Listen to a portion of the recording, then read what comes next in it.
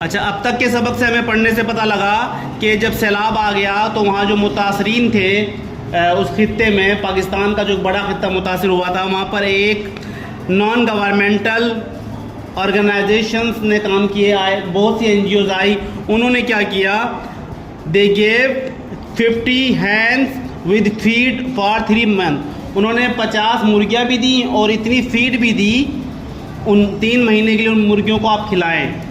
और ये कब हुआ, जब पानी थोड़ा कम होना शुरू हो गया, पानी थोड़ा रिड्यूस हो गया।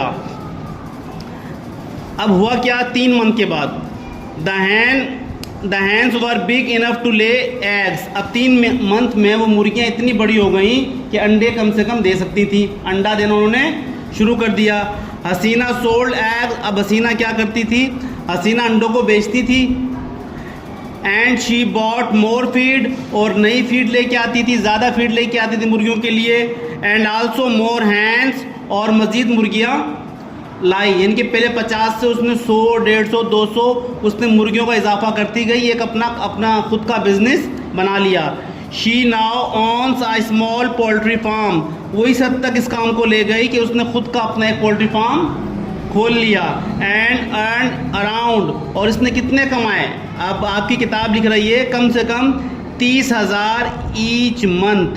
वो इतना कमाने लग गई कि हर महीने उसको 30,000 की बचत होने लगी। Haseena has become an inspiration for man.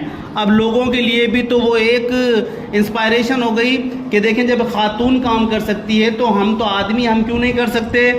And women in her area, और ख़वातीन के लिए भी जो ये समझती थी कि हम तो कुछ नहीं कर सकती, तो हसीना को देख के उनको भी हिम्मत मिली और उन मर्दों को भी हिम्मत मिली जो कहते थे हम भी कुछ नहीं कर सकते। तो आपको अभी तक इस सबक से क्या मिला, क्या चीज़ मिली आपको, नेवर लॉस्ट हार्ट, हिम्मत ना हारो। अगर आप हिम्मत नहीं हारोगे तो कामयाब हो जाओगे। Thank you very much.